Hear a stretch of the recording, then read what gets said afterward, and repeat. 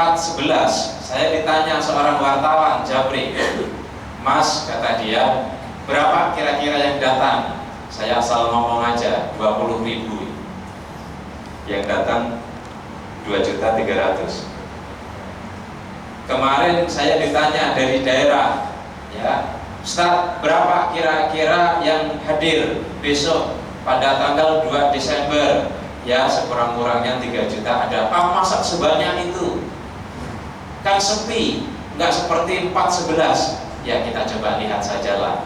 Yang datang 7.400.000 sekian. Qadarullah, subhanallah, luar biasa.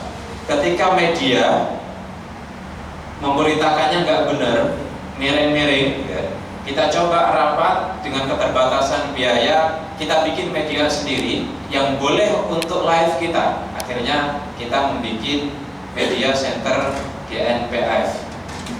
Ya. Malam rapatnya cukup mendadak. Solo kirim 4 kamera, 6 kamera. Saya punya 6 kamera, jalan. Ada yang datang 3 kamera, saling sapa. Ada kita hire 5 kamera. Jadilah itu hanya rapat 3 kali. Saya bilang untuk urusan tokoh, urusan saya lah. Akhirnya saya naik turun panggung, sehat. Jadi ibu bapak dan saudara sekalian, kemarin kan gak ada yang live kan?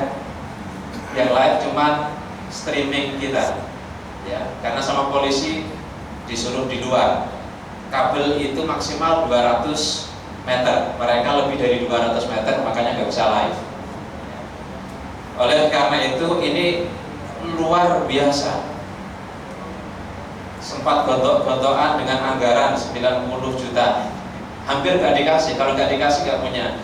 Ini dalam rangka apa? Supaya tidak dimanipulasi data yang kita miliki di lapangan. Itu saja, ya. Dan kebetulan ketika capek, saya masuk di tenda yang disediakan polisi merah putih itu di belakang panggung. Dalam masuk, ketika masuk ada jeruk gitu kan, ada apa namanya, lengkeng, ada macam-macam. Ya udah, tinggal duduk, tinggal makan kan. Ternyata Allah kasih gitu ini rezeki ini, tanpa menyediakan dikasih. Ya. Ketika mau menjelang Jumatan, ya sudahlah Jumatan di dalam saja, ucuk. Rombongan presiden datang, pada tempatnya kan nggak terlalu luas, datang di situ. Maka kemudian di Japri katanya ada kasus yang mau bunuh presiden. Itu saya nggak melihat, ya, karena saya satu tenda sama presiden Yusuf Kala dan juga banyak menteri di situ, dan itu ditutup betul sama tentara. Bapak, Ibu dan saudara sekalian yang dirahmati Allah Subhanahu wa taala, yang indah dari itu semua adalah pagi-pagi gerimis dikit ya. Sambil di jalan saya, ya Allah, Engkau ikhlas enggak sih? Saya sempat begitu. Engkau kok kamu kasih hujan ya Allah? Ini kan untuk agamamu juga. Dalam hati luar biasa. Ya, akhirnya hujan reda. Ya. Kemudian siang dikit ada mendung, lewat dan cepat, hanya lewat saja. Terus kemudian menjelang Jumatan persis ada hujan dan kencang. Coba bayangkan kalau nggak hujan, mereka harus ambil air wudhu. Cukup nggak air wudhu? Nggak bakal cukup. Kalau mereka harus bubar dari tempat, itu jutaan manusia, kira-kira ada yang keinjek, ada yang mati nggak? Ini lebih besar dari orang yang haji. Ini yang nonton live streaming itu lebih banyak, live itu lebih banyak dari penonton sepak bola Piala Dunia dan Piala Eropa. Dan inilah masa terbesar di sepanjang sejarah. Di sepanjang sejarah Indonesia dan dunia yang damai. Ya, tidak ada masalah, makanan berlimpah, nggak ada yang gerakin. Panitia sama sekali tidak pernah menggerakkan mereka untuk nyari makanan. Apalagi saya berpikir, saya belum sarapan, nanti kalau sampai sana pas ketoprak atau apa mau saya borong, saya bayarin, saya gratisin. Rupanya semua orang berpikir seperti saya. Semua yang ada di sana digratisin. Ada yang mengcover, ini gratisin, gratis, ini dibeli gratis, ya. Sampai kemudian sari roti pun gratis. Yang punya teriak-teriak, yang punya pabrik, kalau teriak-teriak, ya besok bakal nggak laku. Lihat saja, saya biasanya makan sari roti, hampir setiap hari di rumah saya ada sari roti. Mulai hari ini udah haram itu. Jadi Bapak, Ibu, dan Saudara sekalian, ditunjukkan siapapun yang mencoba melawan Allah pada hari-hari ini tergilas dengan alamiah. Itu kuasa Allah, itu takdir Allah. Tidak ada siapapun yang bisa menggerakkan. Dan uang sampai hari ini, kemarin kita sempat kata-kata cukup enggak, bisa membayar enggak, masih ada 1,9 M. Dan ini mengalir. Kita akan roadshow di 34 provinsi. Saya ditelepon kemarin, tolong jadwal ceramah di-cancelin. Kita mau roadshow di 34 provinsi itu. Ya, padahal besok Jumat saya mau keluar kota, kita cancel juga. Bapak, Ibu, dan Saudara sekalian, semua qadarullah. Semua qadarullah. Dan hari ini meme saya muncul, saya bilang revolusi mustahil terjadi di negeri ini, negeri dengan wajah yang ramah dan damai, jika keadilan itu ditegakkan. Artinya, ketika keadilan itu ditegakkan, biarlah Allah yang bicara. Nanti kalau saya bicara dianggap makar. Biarlah Allah yang bicara. Kalau sampai keadilan ini ditegakkan, maka biarlah Allah yang bicara. Coba kemarin lihat ketika ngomong Kapolri di atas, gitu. Apa orang bilang? Teriak bersama-sama, gak ada yang memandang. Ulama kita, ulama yang soleh, ulama yang ikhlas, ulama yang tidak bisa disuap, sampai kubu sono susah untuk nyuap. Ya, ada 100 hektar tanah tawarkan, ada 9 miliar ditawarkan.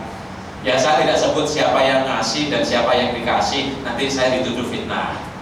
Ya, saya punya data cukup lengkap tentang hal itu. Siapa yang nawarkan, siapa yang ditawarkan, siapa yang nawarkan untuk kudeta, siapa yang nggak nawarkan untuk kudeta. Insya Allah saya punya data-data tentang itu. Sebelum kemarin ada yang ditangkap gitu. Berapa titik kemarin mau disiapkan untuk kerusuhan, siapa yang dikirim, dari grup mana, insya Allah saya punya data tentang hal itu.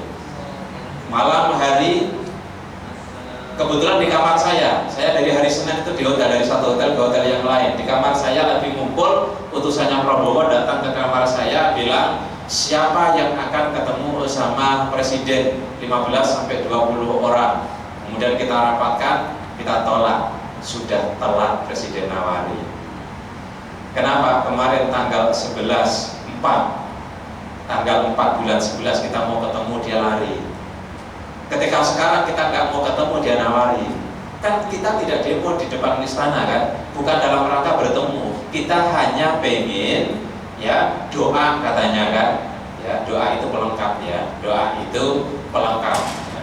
Bapak, Ibu, dan Saudara sekalian yang dirahmati Allah, kita ke materi. Siapa ahli kitab? Kenapa begitu kemudian Allah marah ketika ahli kitab ini mencoba untuk ngibuli, menyesatkan dan menghancurkan Islam itu?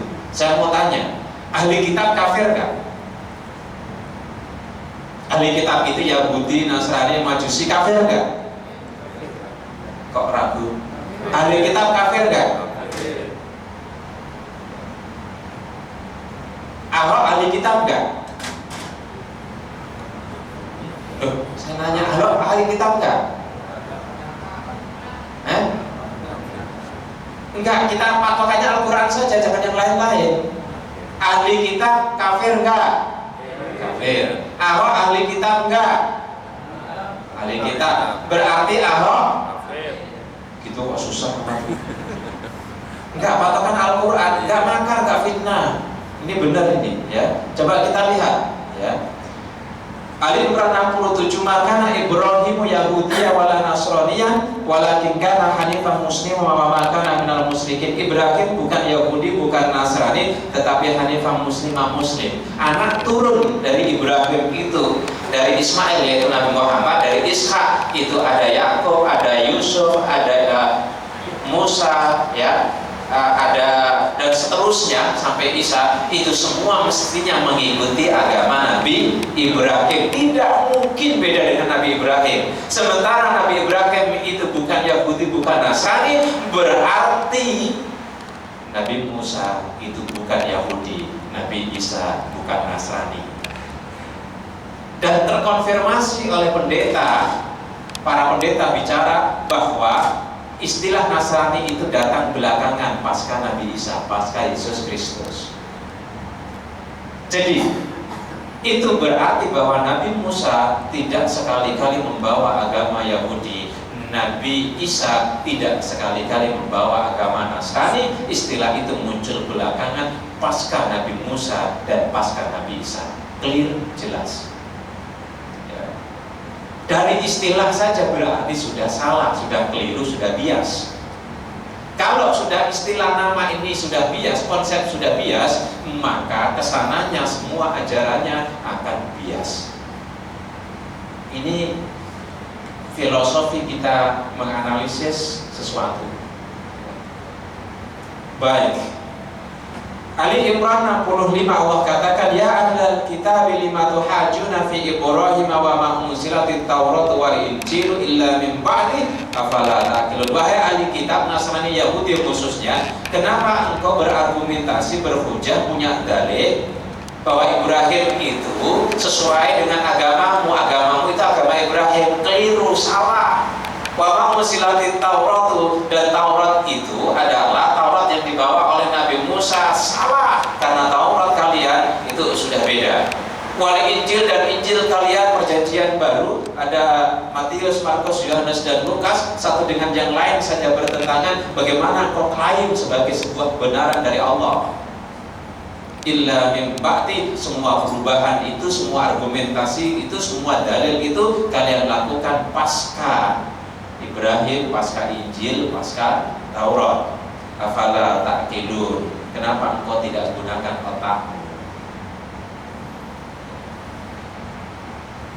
Wa may yabtaghi ghairal islami dinan fala yuqbala minhu wa huwa fil akhirati minal khasirin. Ali Imran 84. Karena itu Allah sekali-kali tidak menerima agama selain agama Islam. Dan orang yang beragama selain Islam minal khasirin, termasuk orang yang rugi. Ya. Allah nggak terima selain agama Islam. Itu yakini, Al-Quran yang bicara. Yahudi Allah nggak terima, Nasrani Allah nggak terima. Yang Allah terima hanya agama Islam. Karena itu yakini agama Islam sebagai kendaraan yang menyelamatkan kita dunia dan akhirat kita. Ahli kitab yang pertama merubah prinsip ketuhanan. Ini karakter pertama. Saya mau tanya, kalau Tuhannya saja ditipu, bagaimana manusia? Kalau Tuhannya saja dimanipulasi, bagaimana manusia? Kalau Tuhannya itu didustakan, bagaimana manusia? Maka akan menghalalkan semua cara untuk mendustakan manusia, akan menghalalkan semua cara untuk membohongi manusia. Contoh kecil sederhana, sebelumnya kan ada yang bilang bahwa agamaku, kata orang itu nggak masuk akal. Masa semua orang masuk surga? Yang benar ke Islam itu rasional, sesuai dengan amalnya. Belakangan dia bilang, saya yakin, seyakin-yakinnya saya masuk surga. Dengar itu nggak? Nggak konsisten. Semua menjadi peluang untuk mendustakan, semua menjadi halal untuk membohongi. Kenapa? Tuhannya saja didustakan. Ini ayatnya Al-Maidah 72. Laqad kafara alladziina qalu innallaha huwal masih ibnu Maryam. Kafir sungguh-sungguh orang yang mengatakan sesungguhnya Allah itu Isa ibnu Maryam, Yesus Kristus.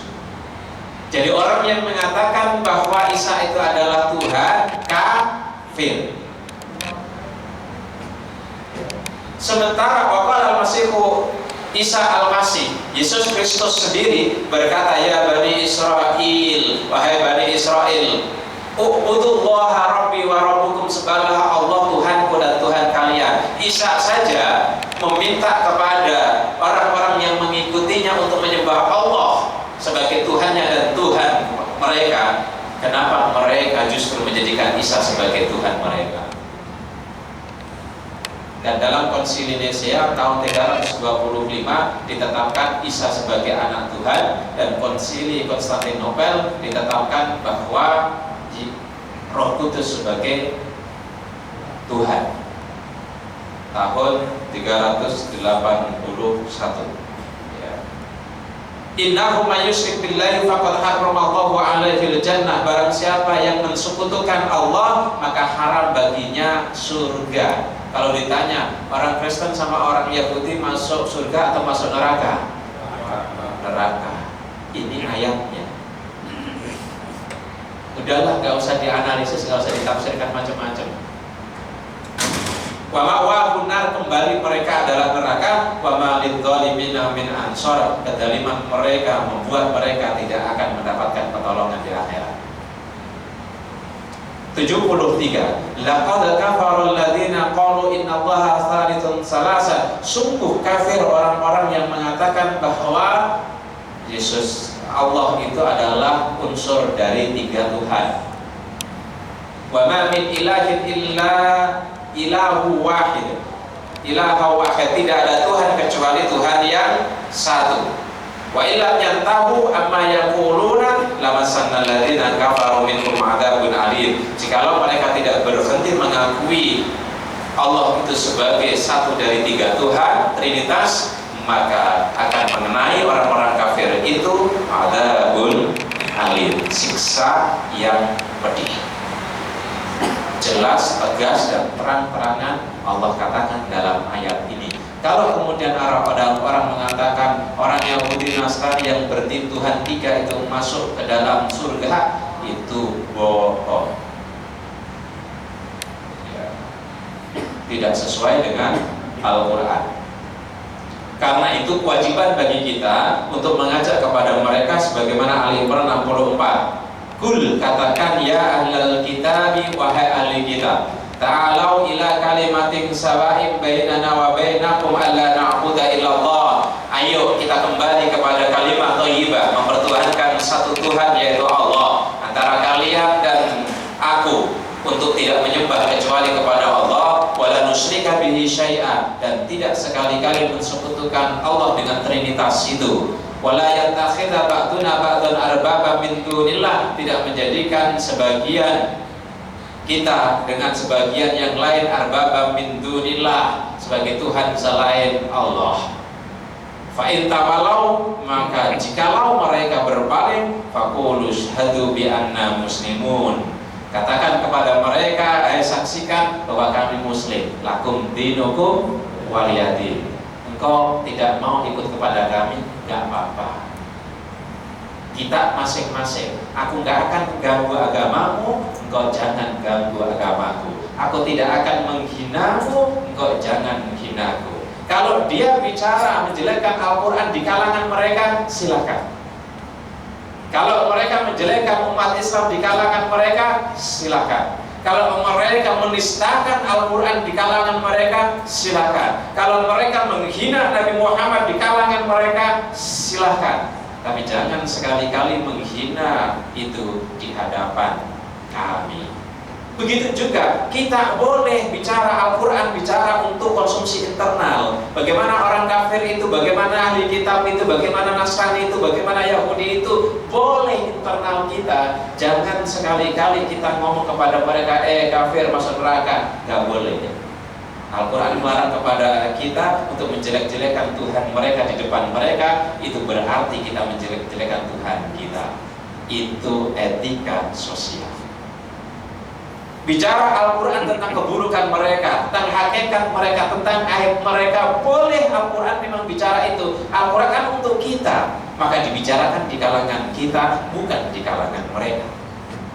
Kalau kemudian kita bilang bahwa Al-Quran bicara kita haram memilih pemimpin non-Islam, ya, itu hak kita.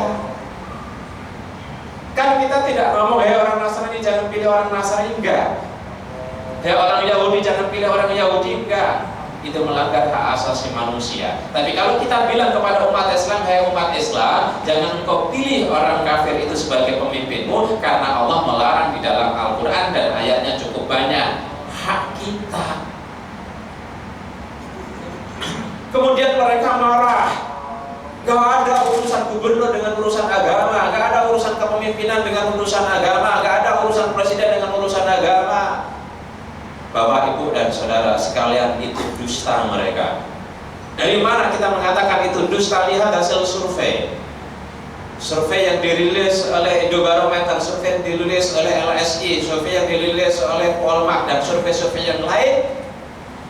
Orang-orang Kristen itu, orang-orang non-Islam itu, orang-orang kafir itu memilih 99% mereka memilih pemimpin dari kalangan mereka. Hanya hitungan jari mereka memilih dari kalangan non mereka. Mungkin ada faktor psikologis. Kenapa mereka jadi teriak melarang kita untuk memilih kepada sesama muslim? Itu dusta, itu bohong. Survei itu fakta yang tidak bisa dibohongi. Jadi kalau mereka bicara bahwa gak ada kaitan pemimpin dengan agama, gak ada kaitan pemilihan dengan agama, itu adalah strategi mereka. Jadi bukan kejujuran mereka, ya, bukan toleransi mereka, bukan kesetaraan mereka. Jadi Bapak, Ibu, dan Saudara sekalian yang dirahmati Allah Subhanahu wa Ta'ala, ya, kita cukup mengatakan, ayo ini jalan yang benar, aku tunjukkan. Kalau kamu nggak mau, ya sudah. Kami nggak akan datang ke rumahmu pakai sarimi. Kami nggak akan datang ke rumahmu pakai 100.000. Kami nggak akan datang ke rumahmu pakai biaya sekolah anakmu. Nggak akan. Kami hanya menyampaikan tanggung jawab kami. Inilah kebenaran. Kau ikuti, itu berarti Allah kasih hidayah. Kau nggak ikuti, Allah nggak kasih hidayah. Karena hidayah itu adalah otoritas Allah, bukan kami. Tapi jangan sekali-kali kalian memaksa kepada kami. Jadi Bapak, Ibu, dan Saudara sekalian yang dirahmati Allah, semua ini terkait, ya, semua ini terkait, ya. Ahli kitab merubah kitab sucinya, ya. Coba kita lihat Al-Baqarah 79. Fawailul lilladzina yaktubuna al-kitaba biaydihim thumma yaquluna hadza min indillahi liyashtaru bihi thamanan qalila. Fawailul lahum mimma katabat aydihim wa wailul lahum mimma yaksibun. Fawailun, celaka, lilladzina yaktubuna al-kitaba, bagi orang-orang yang menuliskan kitabnya biaydihim, dengan tangan mereka sendiri. Si paus punya otoritas untuk merubah Alkitab. Al-Quran tidak bicara bohong, Al-Quran bicara sesuai dengan fakta. Karena apa? Karena paus itu dianggap masuk, tidak mungkin salah. Maka ketika melakukan perubahan update terhadap kitab, tidak akan pernah salah, karena itu wahyu ilahi.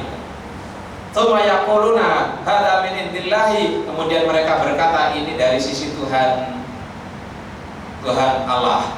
Yashtaru bihi thamanan qalila, untuk, ya, menjual dengan harga yang sedikit demi sebuah kepentingan. Saya sudah beberapa kali mengadakan debat antara ustadz dengan pendeta. Pertama kali mereka yang mengadakan di gereja. Kami datang, tidak dikasih makan siang, tidak pula dikasih transport, dan kami tidak pernah meminta dan berharap. Ketika berikutnya kami yang mengadakan, kami kasih makan siang, karena siapapun tamu, tidak peduli akidahnya, tidak peduli imannya, tidak peduli agamanya, tamu wajib dihormati. Maka yu'minu billahi wal yaumil akhir falyukrim dhaifah. Kata Nabi, barang siapa yang beriman kepada Allah dan hari akhir, hendaknya ia memuliakan tamu, siapapun tamu itu, saudara atau bukan, saat kita atau bukan, seiman atau bukan, seagama atau bukan, kalau dia tamu kita, wajib. Itu menjadi konsekuensi keimanan kita, hormati. Karena mereka tamu, kita kasih makan siang. Pulang pun takut nggak punya transport, kita kasih transport. Dolim juga kalau mereka datang pulang kemudian jalan kaki kan, kita kasih transport 1 juta. Datang kepada saya, Ustaz, ada uang lagi enggak? Saya kan tidak sendiri, saya minta transport lagi dong. Padahal kemarin dia yang jadi panitia, dia yang mengadakan, kita dikasih transport juga kagak, dikasih makan juga kagak. Itulah yang disebut dengan yashtaru bihi thamanan qalila. Berikutnya yang terakhir kemarin datang, dia mengadakan kegiatan, kemudian setelah itu kita yang mengadakan kegiatan, memang kita dikasih makan, kita dikasih transport, kasih snack kayaknya, kasih transport. Kemudian dia bilang kepada kita, padahal kita nggak pernah minta transport itu. Dia bilang kepada kita, tolong transportnya jangan kurang dari kami yang kemarin dan usahakan lebih. Udah pesen, request. Ini yang disebut dengan yashtaru bihi thamanan qalila, menjual agama demi kepentingan. Padahal ketika kita mengadakan acara, Pak Insan monggo kita itu merogoh koceknya karena kebetulan dana kurang. Jadi ibu, bapak dan saudara sekalian yang dirahmati Allah Subhanahu wa taala, dan ini bisa dibuktikan kalau bapak ibu punya kenalan orang pendeta, para pendeta. Ya. Contoh kecil, kalau ustaz, katakanlah pengurus masjidnya lupa ngasih transport, kira-kira ustaznya telepon nggak? Ya bakal. Meskipun dia ini Pak Mubarok, ya Profesor Mubarok, nggak punya beras di rumah, ini pun ditegur sama Allah. Nggak punya beras di rumah, istrinya bilang, Pak nggak punya beras. Ya sudah, nanti saya beli, saya nanti Jumatan, misi Jumatan, insya Allah dapat transport. Niatnya udah salah. Apa yang kemudian terjadi? Allah tegur betul. Kalau Ustaz tegurnya cepat, kalau nggak Ustaz mungkin nggak cepat ya.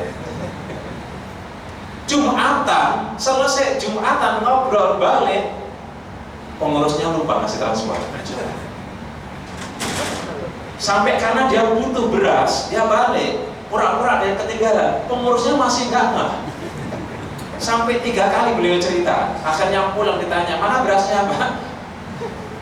Nggak dikasih transport. Ini Profesor Mubarak sekarang udah kaya ya, dulu waktu miskin itu.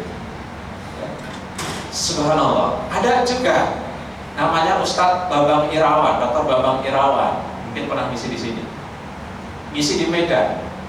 Ketika beliau misi di Medan, Jumatan dikasih transport 75.000 pulang.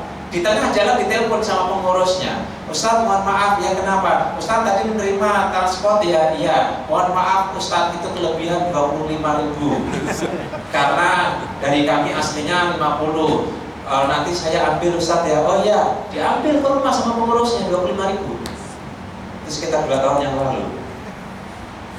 Apakah ini bisa terjadi pada pendeta? Gak bakal. Ini betul, yashtaru bihi thamanan qalila. Ya. Oleh karena itu kasihan ketika Ustadz Nababan, ayahnya jadi pendeta, jadi hidup di gereja, dibiayai semua fasilitas termasuk anak-anak sekolah. Ketika orang tuanya meninggal, anak-anak ini diusir dari rumah gereja itu karena harus ditempati oleh orang lain, kemudian nggak karuan hidupnya, susah miskin. Gereja nggak memberikan perhatian. Ya. Kalau kita ada uang zakat, ada uang sedekah, kalau mereka sedekah dan zakatnya itu untuk domba-domba yang tersesat.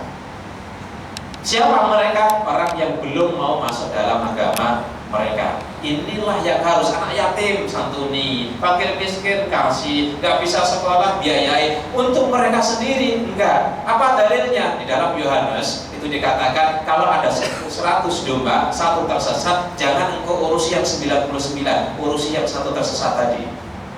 Siapa itu? Kita dianggap domba yang tersesat, kurang ajar. Ya. Yang 99 meskipun miskin, meskipun fakir, meskipun susah, meskipun yatim, nggak diurus. Kan Alkitabnya mengatakan begitu, jangan diurus. Yang diurus yang 1 ini. Jadi mereka punya dalil. Kalau kemudian ngotot mereka harus kita masuk Islam, harus dipengaruhi, harus digiring. Kenapa? Ada dalilnya. Karena itu pergilah dan jadikan semua bangsa itu murid dan baptiskan mereka dalam nama Bapa dan Anak dan Roh Kudus. pasal 28 ayat 19 Injil Matius. Bapak, Ibu, dan Saudara sekalian yang dirahmati Allah, semua berbasis pada dalil militansi mereka. Islam tidaklah ikraha fiddin, jangan engkau paksa orang masuk agama Islam, itu hukumnya dosa. Maka fawailul lakum mimma katabat aydihim, celaka apa yang mereka tuliskan, fawailul lakum mimma yaksibun, celaka